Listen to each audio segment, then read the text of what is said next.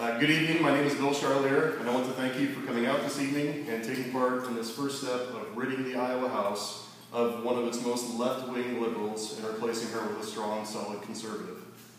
Since I'm a newer face in politics, I'm assuming many of you are thinking that sounds great, but who is this guy and what's he about? I will indulge you for a couple minutes, and if you will indulge me for a couple minutes, I'll answer those questions and hopefully gain your support. And if not, I'll just keep rambling on until you vote me in just to shut me. I was born nearby in Marshalltown and lived there through junior high. Then we moved around a bit, but most of my high schools were spent in a suburb of Omaha, Nebraska. At the time, to me, I found school to be slightly more amusing than watching paint dry. So when I learned that they had AP classes, and you can get extra credit and graduate as soon as you have X amount of credits, my junior year, I loaded up and graduated and got out of there early. After graduating, I decided to move back to my hometown, and since I wasn't 18 yet, I was forced to work 2 jobs. And I remember that feeling well of having to work 2 jobs for low pay, and I am sympathetic to all the people who are not 17-year-old kids, but adults who are forced to do the same after 8 years of extensive regulations and Obamacare. But we'll get to all that in a minute. When I finally turned 18, I went to work at the local packing house and became a member of the local union. I worked there for about 1.5 years while keeping my eyes open for a job that was both easier and better smelling. I finally found a good opportunity in Iowa City with Rockwell Collins that offered the easier work and great benefits and tuition reimbursement. I put in my application and there was a wait to get hired, so I drove the Goodyear service truck while I waited to get in. After a couple months, I was hired, and I joined the local IBEW there too. A few months later, I was a quality inspector in the microelectronics department. What I quickly learned when I got there was people either didn't know or just didn't care what the rules and procedures were. They were just doing things instead with the status quo. The status quo was established by people who had maybe been there too long and decided they knew better how to do things. Maybe some of us can relate to that with some of the people in our government. So I came to the department, familiarized ourselves with our goals, the rules, and procedures, and got to work. At first, I had sent a lot of people's work back and had it reworked until it met spec. And some people were annoyed to various degrees or another. Most of them came to see that there was a written procedure and I had the backing of a quality engineer. A few, however, were a little less receptive to some 19-year-old kid coming in and telling them they've been doing it wrong. One day I was forced to hang a big fat orange stop production tag on one of our lines. After that, the holdouts were forced to get on board, and they knew what was required to do their jobs properly. As a result, our quality and our sense of pride in our work improved greatly. With your help, that's the person you'll be sending to the Iowa House, the kind of person who, when the federal government steps into our state and tells us how we're allowed to label our bathrooms, or the same federal government that tells us they won't be enforcing drug laws in Colorado, but will be trampling on our Second Amendment rights, I will have the backing of the people and the Constitution, and I have no problem hanging a big fat stop production tag on them as well. Back to who am I? About a year or so at Rockwell, I got bored and decided to move to the Des Moines area, where I got an associate's degree from DMAC in auto repair through a program sponsored by Ford Motor Company. I decided to do that because it would be a steady income and something I could fall back on until I figured out what I wanted to do when I grew up. In 2002, I became one of 2,000 Ford senior master mechanics at the time, but I still didn't know what I was going to do when I grew up, but I was pretty sure I'd never have kids and I wouldn't get wrapped up in politics. So today I stand here before you, a proud father of 3, asking for your support to send me to the Iowa House and represent our district. So that's who I am. Here's what I stand for. I will fight tooth and nail for the entire Constitution, but the Second Amendment is near and dear to me. This idea that if gun-owning citizens are deprived of the right to bear arms, then the cute little plastic gun-free signs will stop a person so deranged that he is willing to commit murder. Common sense backed up by the government's own data show that the more good people are allowed to freely carry guns, the lower the crime rate goes, versus what happens in places like Detroit and Chicago, where all the criminals know that the victims are unarmed and they have free reign. We hear a lot about so-called assault rifles by people who cannot even tell you what their definition of an assault rifle is. The facts are that more people are killed by hammers than all the various kinds of rifles combined. Make no mistake that the gun grabbers know they can't just confiscate our guns, so they will keep pushing and pushing until they get their foot in the door, and then they will keep pushing that door wider and wider open. Our current representative voted against a constitutional amendment forbidding the licensing and registration of our guns, and she is rated 21% by the NRA. This upcoming session, Senator McCoy has promised the Des Moines Register there will be a bill on the floor to target what he thinks are called assault rifles.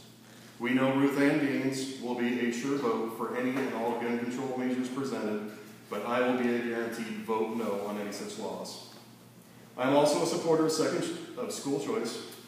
Our government somehow thinks they get to tell us how to raise our kids and where they may or may not be educated.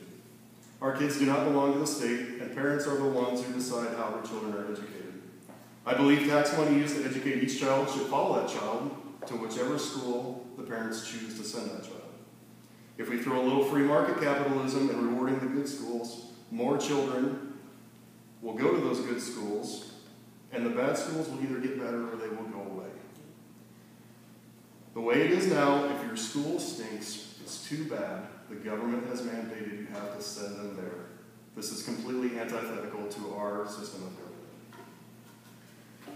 I am also pro-life, or as I think of it, I should be put in the not murdering the defenseless people among us. The Democrats have somehow sold this to Americans as a woman's right to choose, as a way to pandering for women for votes. They do not mention the number of women who have emotional and psychological pain after being convinced it's civilized to murder the unborn child. They do not mention Kermit Gosnell's butcher shop, and they do not even want the same level of regulations on an abortion clinic that they would place on a manicure clinic. Democrats love to call us science deniers when it comes to the climate agenda, but we now know, thanks to science, that the babies feel this pain. We have seen the videos put out of the babies trying to get away from the so-called doctors' instruments that are causing them so much pain. I understand this is an uncomfortable conversation, but that's because our consciousness is telling us what we know to be true. Our current representative has voted against prohibiting abortion clinics from receiving Medicaid. That's our money. She has voted against making webcam abortions illegal. With your help, we will have someone in the House who will soon have a 100% rating with the NRA and a big fat zero from Planned Parenthood voters of Iowa. I stand for lowering taxes and killing regulations that are stifling our economy and entrepreneurship. Many of us work well into Maine to pay our tax money. This is simply theft. Remember, just a few years ago, our state was in a deficit, and after Chet Culver gave us the tax on the purchasing of trucks, he was telling us taxes had to go up even more. There was no other way to handle it. Then we replaced him with Branstad, and all of a sudden, we're trying to figure out what to do with an $800 million surplus without raising taxes. When we stop stealing money from people's paychecks, that money is either invested or simply spent and put into the economy where it grows. Once again, our current representative has voted against individual and business tax reductions. Today, you have the opportunity to turn that vote around 180 degrees and stop the theft. I also believe that traffic cameras are unconstitutional. They violate our Sixth Amendment right to face our accusers, and the process for proving our innocence is quite arduous since we are considered guilty until proven innocent.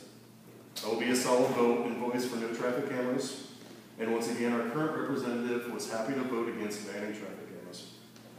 I believe that our military, our veterans, our peace officers, and firefighters have earned the first crack at our state's resources. These patriotic men and women put themselves in harm's way so that we can live in a free and peaceful society. We have made promises to these men and women, and I will stand loud and proud in the State House to make good on those promises.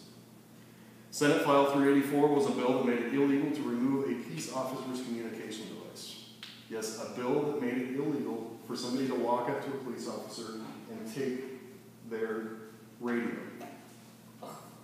Our current representative, Ruth Ann Gaines, was one of 17 Democrats who voted against making this illegal.